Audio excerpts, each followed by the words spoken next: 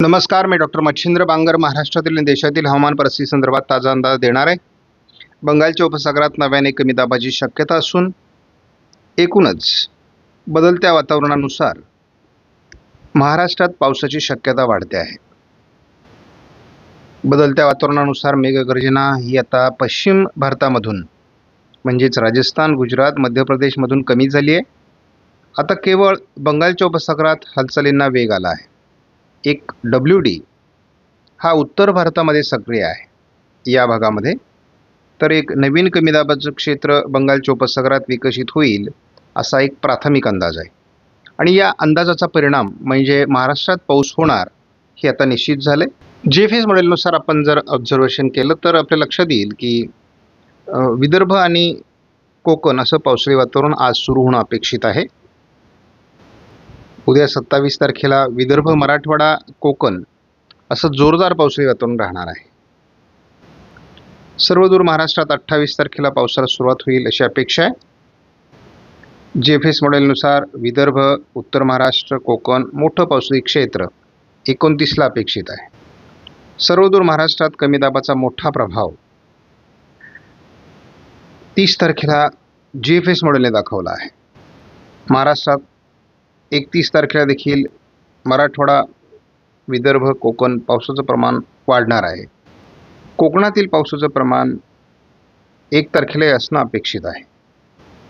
2 तारखेलाही महाराष्ट्रात पुन्हा पावसाचं वातावरण दाखवलं जाते सर्वदूर।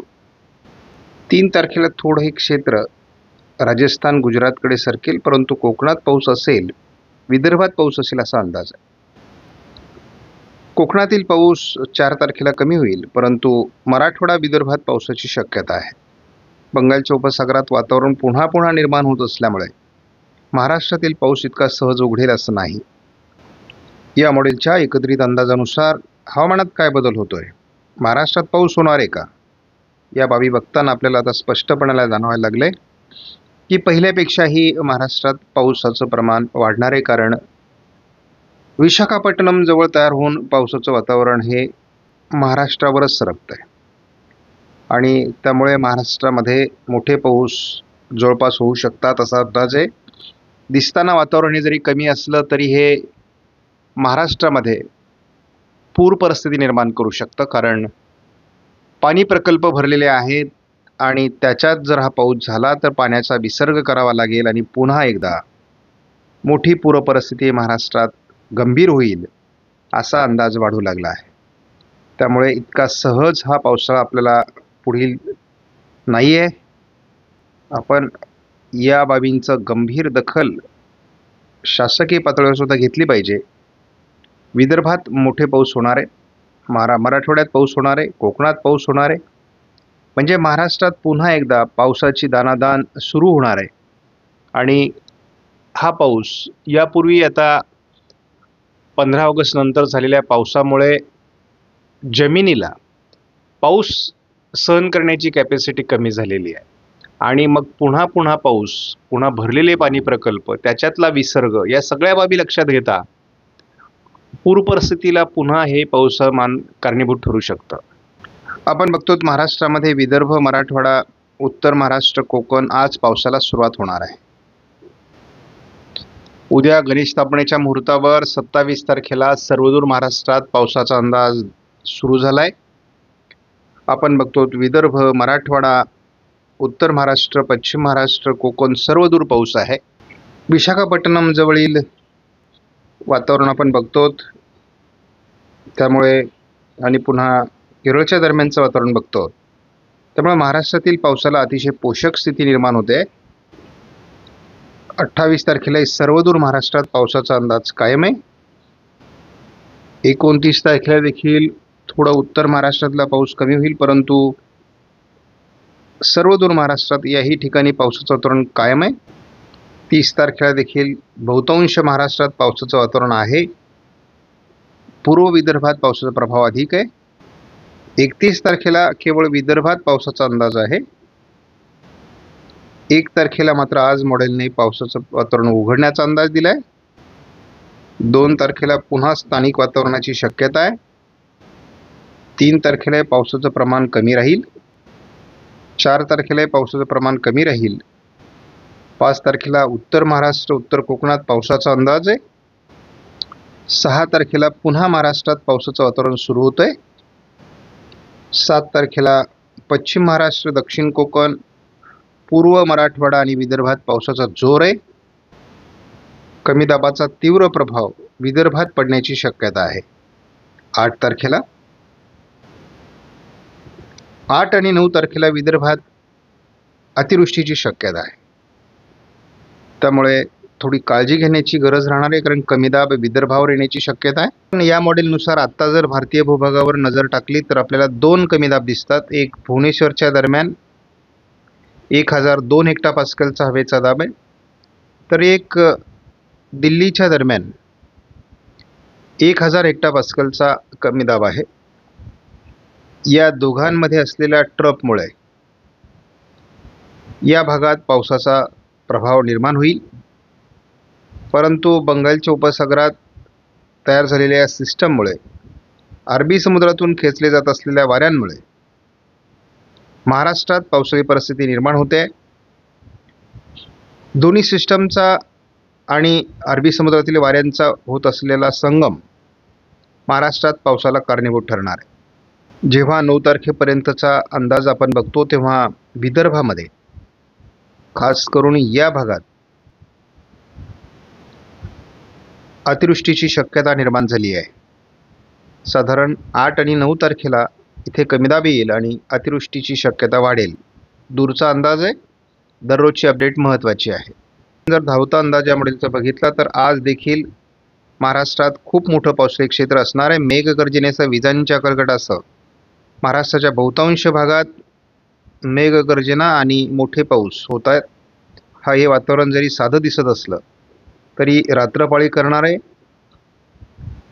कारण बंगालच्या उपसागरात तयार होत आहेत कमी दाब. विशाखापट्टणम भुवनेश्वरच्या दरम्यान अरबी समुद्रातून वारे खेचले जात आहेत आणि या मान्सूनच्या वाऱ्यांमुळे महाराष्ट्रात मोठं पावसाळी क्षेत्र सातत्याने तयार होण्याची शक्यता आहे. त्यामुळे आपण 27 तारखेला गणेशोत्सवाला देखील मोठी मेघ गर्जना होण्याची शक्यता आहे. 28 तारखेला देखील महाराष्ट्रात हे पावसाळी वातावरण दुपारनंतर तयार होणार आहे. आपण बघतो परिस्थिती सातत्याने बनते आणि बंगालच्या उपसागरात छोटे छोटे कमी दाब तयार होत आहेत. या चक्राकार स्थिती महाराष्ट्राकडे सरकत आहेत आणि मग महाराष्ट्रात पुन्हा पुन्हा पावसाळी परिस्थिती निर्माण होते. अरबी समुद्रातून येत असलेले बाष्पयुक्त वारे आणि बंगालच्या उपसागरातून येत असलेल्या वादळी सिस्टम या महाराष्ट्रात पावसाळी परिस्थिती निर्माण करतील. आपण 29लाही पावसाळी वातावरण महाराष्ट्रामध्ये बघतो. 30 तारखेला आपण हे वातावरण महाराष्ट्रात बघणार आहोत. शेतकरी पावसाला कंटाळणार हे आपण यापूर्वीच सांगितलेलं आहे. सातत्याने पाऊस हा शेतकऱ्यांना नको असतो. आपण विदर्भात एक कमी दाबाचं क्षेत्र बघतो. 30 तारखेलाही महाराष्ट्रात ठिकठिकाणी पाऊस पडणार आहे. जरी तो भाग बदलत असला तरी देखील भाग बदलत महाराष्ट्रात 30लाही पाऊस असेल, 31लाही थोडं कमी प्रमाण असेल, परंतु पाऊस असण्याची शक्यता आहे. मात्र पावसाचा जोर 31 तारखेला काही अंशाने कमी होतोय. आपण थोडं अंदाज 1 तारखेला जर बघितला तर यापूर्वी 1 तारखेला आपल्याला महाराष्ट्रात पाऊस दाखवला जात नव्हता. आज मात्र कोकणात आणि बाजूच्या त्याच्या काही भागात पावसाचा अंदाज पुन्हा वाढतोय. आपण काल रात्रीच्या व्हिडिओमध्ये बघितलेला आहे. 2 तारखेला देखील महाराष्ट्रात पुन्हा पावसाळी परिस्थिती निर्माण होण्याचे अंदाज दिले जात आहेत. आपण बघतो 2 तारखेला पावसाचा अंदाज वाढतोय. जर अशाच पद्धतीने पाऊसमान सातत्याने राहिलं तर शेती पिकांवर त्याचा विपरीत परिणाम होण्याची शक्यता आहे. शिवाय पाणी प्रकल्प भरलेले आहेत. भरलेल्या पाणी प्रकल्पातून पाण्याचा विसर्ग करावा लागेल आणि पुन्हा एकदा महाराष्ट्रामध्ये पूर परिस्थितीला ते कारणीभूत ठरेल. त्यामुळं ऑगस्ट महिन्याचा शेवटचा आठवडा देखील पावसाळी आहे आणि सप्टेंबरचा पहिला आठवडा आपल्याला फारसा पावसाळी नाही असं वाटलं आहे. परंतु वातावरण बदलत आहे. पुन्हा एकदा 5 तारखेनंतरच महाराष्ट्रात पावसाला अनुकूल परिस्थिती निर्माण होते आहे. त्यामुळे आपण बघतो 5 तारखेला दुपारनंतर देखील महाराष्ट्रात उत्तर महाराष्ट्राकडून आणि उत्तर कोकणातून पावसाची अनुकूल परिस्थिती निर्माण होते आहे. मोठे पाऊस या भागात होऊ शकतात. दिसताना जरी हे वातावरण साधं असलं तरी काही ठिकाणी ते मोठं पाऊस देऊन जाण्याची शक्यता आहे. आपण 6 तारखेचा अंदाज बघा. 6 तारखेला पुन्हा एकदा महाराष्ट्रात जोरदार पावसाळी वातावरणाची शक्यता निर्माण होते आहे. आपण 7 तारखेचा अंदाज बघा. म्हणजे आपण प्रत्येक दिवशी जेव्हा बघतोय तेव्हा हे वातावरण थोडं कमी दाबामुळे विदर्भाच्या दिशेने दिसतंय. 7 तारखेला एक हलकी चक्राकार स्थिती आपल्याला स्पष्टपणे जाणवते. पश्चिम महाराष्ट्र आणि विदर्भ असं पावसाळी वातावरण 7 तारखेला असणार आहे. विदर्भात त्याचा 8 तारखेला मोठा प्रभाव राहील, कारण एक कमी दाबच विदर्भामध्ये आहे. एक चक्राकार स्थिती आपल्याला स्पष्टपणे जाणवते आणि त्यामुळे विदर्भात काळजी घेण्याची गरज राहील. 8 तारखेला मात्र कोकणासहित महाराष्ट्राच्या बहुतांश भागातला पाऊस कमी होईल. केवळ कमी दाबाचा प्रभाव हा विदर्भावर 8-9 तारखेला राहणार आहे आणि त्यामुळे आपल्याला विदर्भाच्या काही भागात मोठे पाऊस, जळगाव जिल्ह्याच्या काही भागात मोठे पाऊस होताना दिसणार आहे. त्यामुळे एकूण अंदाज लक्षात घ्या, काळजी घ्या. मेघगर्जना होणार आहे, विजांचा कडकडाट होणार आहे. त्यामुळे उघड्यावर जाणारं बांधू नका. पावसाच्या काळात शेतात काम करू नका, उघड्यावर काम करू नका. सुरक्षित ठिकाणी थांबा. आपणास व्हिडिओमधील माहिती महत्त्वपूर्ण वाटल्यास लाईक करा, शेअर करा, चॅनलला सबस्क्राईब करा. धन्यवाद. जय हिंद, जय महाराष्ट्र, जय बळीराजा.